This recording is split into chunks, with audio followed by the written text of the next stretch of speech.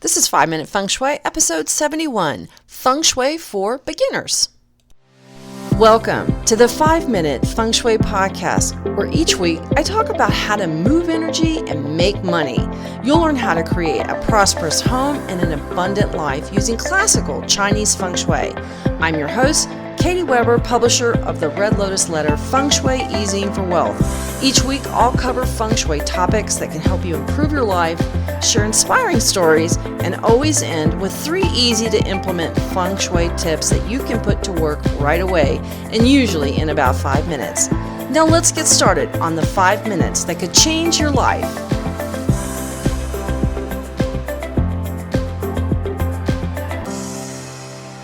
Hello there. It is a great day to talk about Feng Shui. I hope you are having a fabulous day today.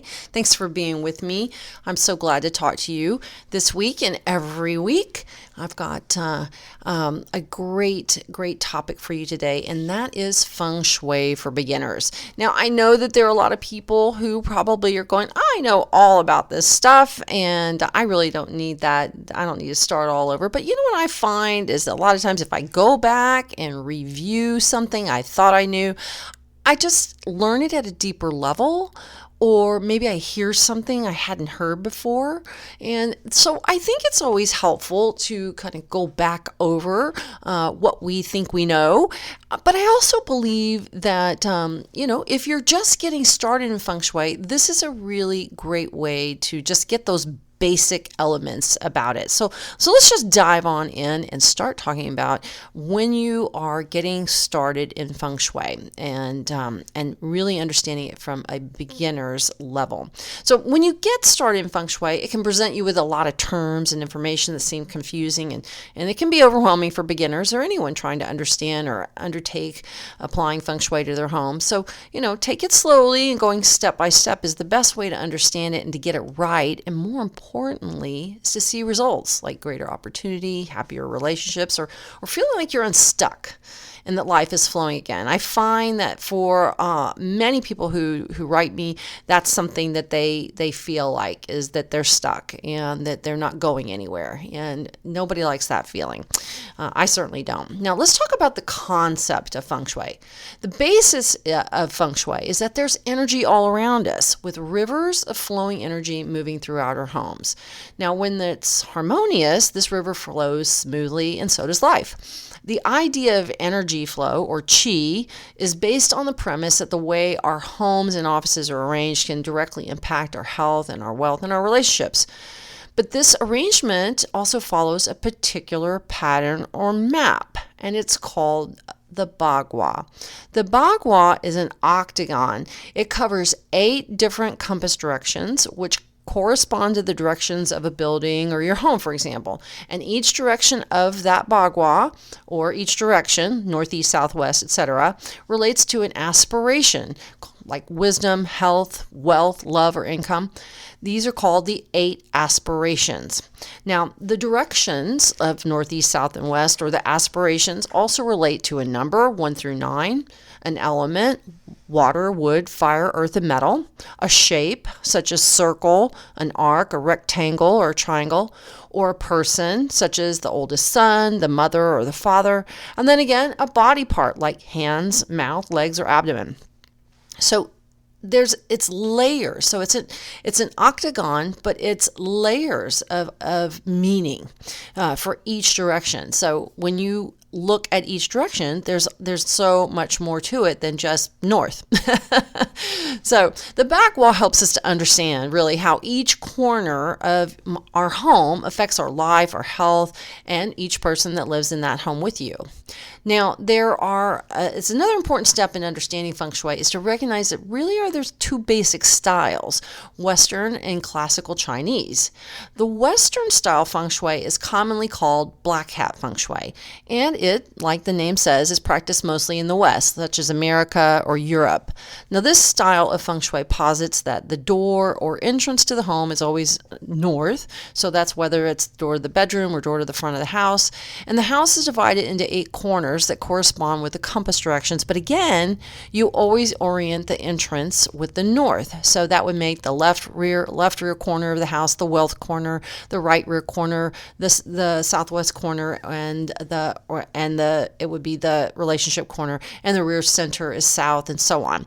And these directions never change for any house. Now, of course, we know all houses or rooms are not oriented north, but Black Hat Feng Shui prescribes these same corners in the same way to all homes or rooms.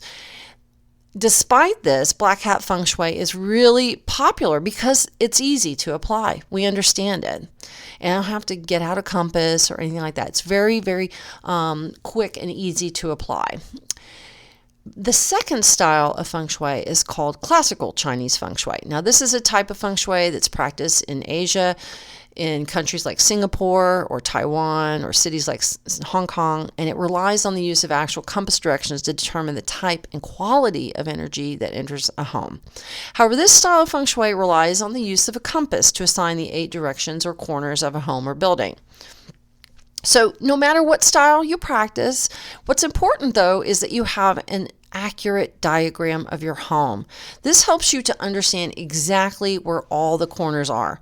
Once you can see exactly where those corners are and what's there, such as your kitchen, living room, or bathroom, then you have a clear understanding about your home and how it's impacting your life, or how to add Feng Shui enhancements or remedies according to their productive or reducing nature. Now, this is where it gets a little technical. Feng Shui is made up of 5 elements. Each element has a cycle of destructive, productive, or reducing. In other words, as an example, the east is wood element. Adding water to a plant, which is wood, right, helps the plant grow. So by adding in the water in the east direction in the form of a fountain or an aquarium, you'll be strengthening the east element of wood with its productive or generating energy of water. That's that element of water helps the element of wood. So this will impact your health, your growth, family relationships, and the oldest son if you have one. Now, I often see these kinds of interactions with the elements in some diagrams, and they're often very, very confusing. And so I like to do things really simply. And if you go to my website at redlotusletter.com and do a search for beginners up in the right-hand search box, right-hand side of the screen, you'll see that my little diagram that I do. I've got a complex one up there that it just leaves me perplexed when I look up. It's just like arrows going in all these directions and what have you. For me, it's a whole lot easier to just think of the simple elements, which is, let's start with wood. Wood makes fire, right? We throw wood on a fire, makes it grow. All right. It destroys earth, right? The plant sends its roots into the earth, so it destroys the earth, and it drinks water, so it exhausts water. So wood makes fire, destroys earth, exhausts water. Now, I'm not going to explain all of those, but I'm going to go through them with you so that you have a good understanding. Now, fire, it makes earth, right? A volcano. It destroys metal because, well, you can melt metal, right? And it exhausts wood. It burns it up, right? Earth makes metal, right? We go into the earth to get metal. It destroys water. That's because we use like an earth and dam to block water, and it exhausts fire. We can put a fire out with earth, right? Now, metal makes water. If you think of those old 50s metal cups that would sweat, metal makes water. It destroys wood, right? A chainsaw goes to wood, or metal blades on a lawnmower destroys the grass, and it exhausts earth. The earth we pull metal out of the earth. Water, this element makes wood. It destroys fire. And right, because we can destroy fire just by throwing water on it, and it exhausts metal, because metal, like if we think about that sweating metal. Okay, so there you have it. The 5 elements and their productive, destroying, and reducing elements. So very simple, and I hope that has helped you. Let me tell you, if you could just learn those 5 elements and which one produces, destroys, and reduces, it can help you use Feng Shui on a much deeper and more productive level. It really makes a huge difference in when you have just that simple understanding to know what you need to do. So when you are looking at your home and you think about the west corner of your home for, let's say it's children, then that's the children's sector in the west. And then what makes the west? Well, it's a metal corner and the earth makes it. So we might put pretty vases or crystals in that corner to enhance that metal element. So let's talk about another part of Feng Shui that's really, really important, and it's part of classical Feng Shui. This is it's called the time element Feng Shui. Now, every year is a new year, and it brings with it a new set of energies, and this is true for our lives and our homes. This time element Feng Shui is called flying star because actually, when Feng Shui began, it began as a study of the stars, and it's how the stars in the heavens move around and the energies shift. And so it's kind of following the same kind of thing, but this is what we look at our space and the energies that change for each year and each month as time element Feng Shui or flying star, which suggests that in some years, certain directions and elements will be more favorable than others. That's why there's a yearly animal change, such as the rat, ox, or tiger. However, this Feng Shui becomes more complicated, but it's worth trying because of its accuracy. But for starting out, using the following suggestions will help you apply Feng Shui if you're new to it. So let's talk about this. When you're ready to learn to apply Feng Shui, you need to follow these very simple steps. And if you can follow these simple steps, I think it'll make all the difference in feeling confident about what you're doing and, most importantly, getting results, right? Because maybe you want to have more money. Maybe you would like to get a promotion. Maybe you'd like to find love. If you can follow these simple steps, you'll know how to go about doing this because you're going to have an understanding of your space. You really can't make your space do what you need it to do unless you really understand it. That's like understanding a car. If you don't know how to drive and that you have to put a key in the ignition, you've got to put it into drive and how to put it into park and how to apply the brakes. If you don't really know how to do that, then you're going to have a hard time getting from point A to point B. And that's the point here, is to get you from point A, not really understanding Feng Shui or getting the results that you want, to B, getting results and understanding it, right? So let's start with your home. It's so important that you diagram it. A lot of people want to start applying Feng Shui just by going, I'm going to go to this corner and I'm going to go to that corner and I'm going to just start doing things. Well, sometimes it's really, you might be surprised if you really map out your home to find a bathroom maybe in the north corner. And now you understand what that career problems that you've been having and have a better understanding. A lot of people are surprised when they diagram their homes that what they thought was in the south corner is actually in the southwest corner, or for instance. So diagram your home. Really important that you get an accurate and to scale diagram. Now I have some directions on how to do that on my website. If you just use the search function to say diagram home, and you'll find it. Now the other important thing is to find the facing direction. Now, this is done by standing at the center of your home, which is usually the front door, and it's facing out toward the street. So you stand in your front doorway, you look out toward the street, and you use a compass, a real camping compass, inexpensive, $6-7, something at Walmart or your local sporting store, and you just take a compass reading to see what direction you're facing. Now, you don't want to use the sun because the sun moves from northeast to southeast southeast, right? It's not always due east. It moves as the earth tilts and as the seasons change. So we don't ever want to just go by the sun or what we think is north or south or what have you. So make sure you get a really good, accurate reading. Now you can use your smartphone, and sometimes they're accurate, sometimes they're not. It's a really kind of a crapshoot. You can probably rely a little bit about it, but I always say it's worth $7 to know. And so use a good old compass, and find your local Boy Scout to teach you how to read it if you're not sure how to do it. There's lots of instructions online about how to read a compass. The reason you want to use one is because you can't take a magnetic reading, or can't take an electronic reading of a magnetic field. And I know that starts getting really complicated, right? Anyway, I won't go on into that. So just get your facing direction. Now, if you live in an apartment, so for instance, let's say you live in an apartment, it's got weird stairs in different places, you're in an apartment complex, or it's not a traditional home, then the way you can do that is just to stand in the center of your home or apartment and then take a reading of where is north. And this is once you have your diagram, then you can mark where north is. So you can say, okay, it's right here by this corner, on this corner of by the patio. That's directly north. So then you would mark that on your diagram. Now, once you have that diagram, you want to draw a 9-square sort of tic-tac-toe grid on the floor plan. Now, if your home is L-shaped, there may be some part of the grid that don't have any sections. Not every house is perfectly square. Most of us don't live in a shoebox or a perfect square. So, if there's some missing corners, that's absolutely normal.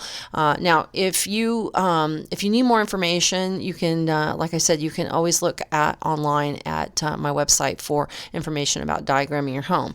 But this 9-square grid on your floor plan, now you can note on each of the squares what the direction is. Now that you know where the north corner is, then you can move to the northeast and then to the east and so on all the way around and mark all the sectors. This way you really, really, truly understand how your house is divided up, how the sectors fall or corners, and I know it throws people off to hear that word corner, but because sometimes you're going to have those in between sections that aren't actually on a corner, but we call them corners anyway.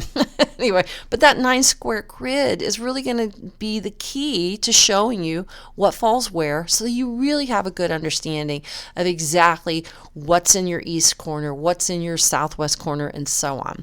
So you assign each corner of the square of the grid according to those directions. You're going to look at that, and then you're going to use a Bagua map and the 5-element theory to guide you about what elements to place in each sector.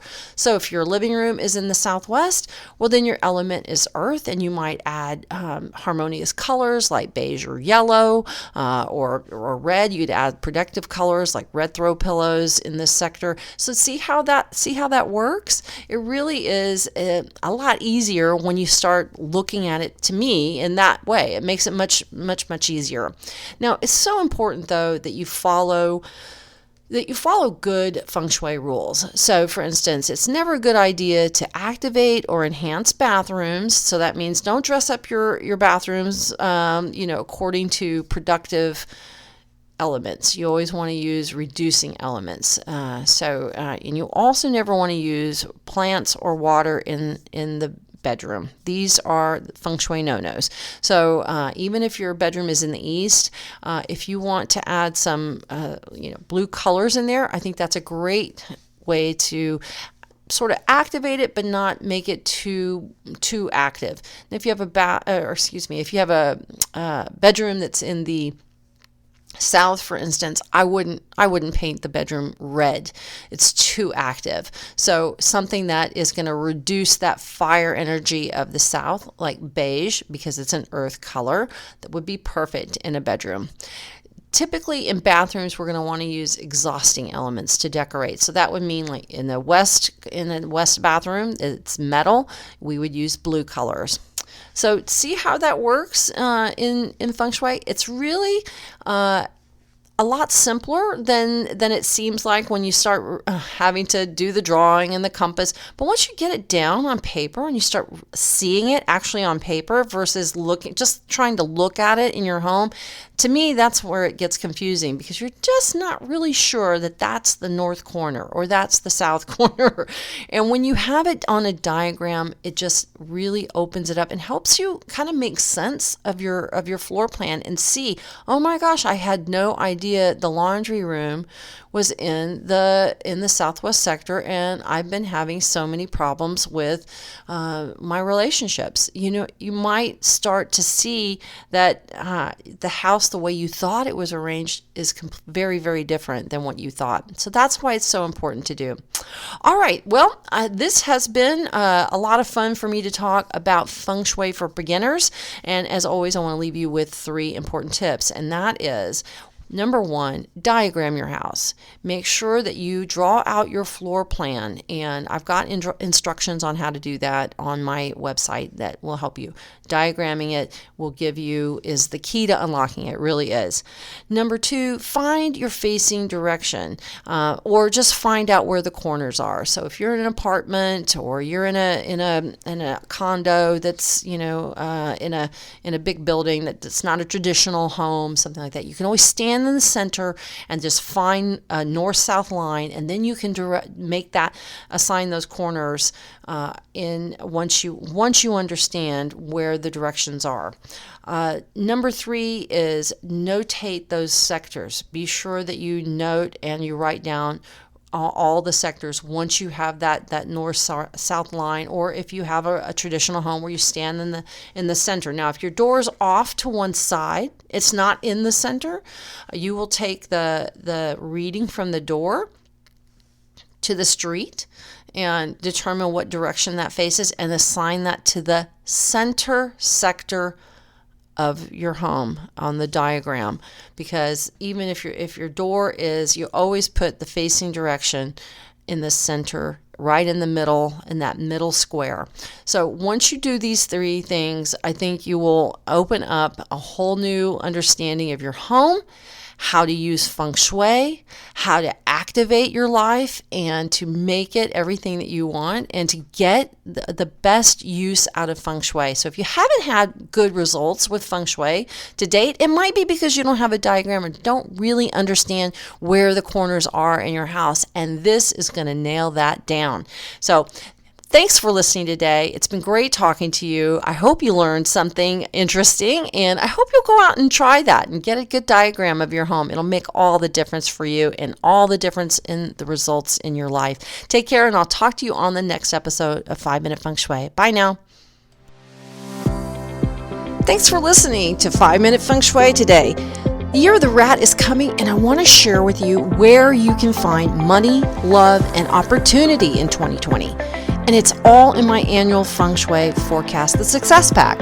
You get a full year of in-depth Feng Shui details about how to use the energy of the year for success and prosperity. That's because every year we're showered with a Roman candle of opportunities for money, abundance, love, and opportunity. You just have to know where they are. And my Year of the Rat Feng Shui Success Pack includes all the details for every house and every zodiac sign.